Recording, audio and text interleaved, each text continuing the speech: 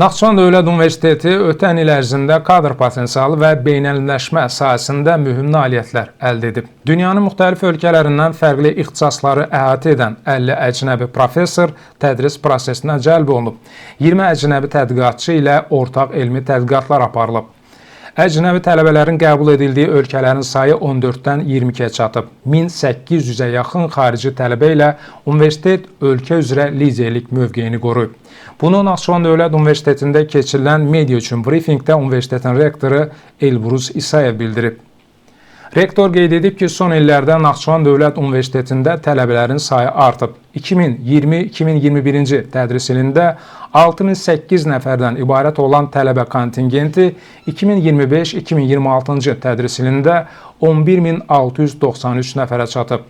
Bununla yanaşı magistratura səviyyəsində 8 yeni ixtisaslaşma üzrə qəbul aparılıb. 2024-2025-ci tədris ilində 1645 bakalavr, 230 magistrant və 21 rezident məzun olub.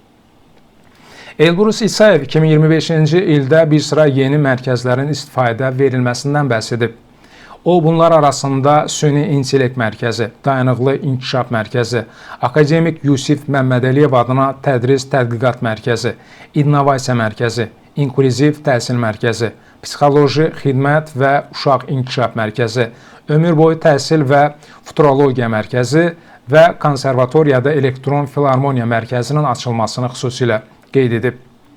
Rektor Elbrus İsayev bildirib ki, Naxçıvan Dövlət Universitetinin nəzdində yeni tələbə yataqxanasının tikintisi nəzərdə tutulur.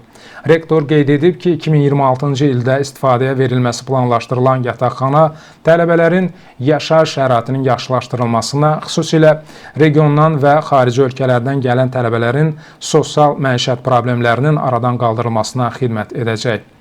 Elbrus İsayev qeyd edib ki, son illərdə universitetdə tələbə kontingentinin əhəmiyyətli dərəcədə artması bu cür infrastruktur layihələrinin həyata keçirilməsini zəruri edib.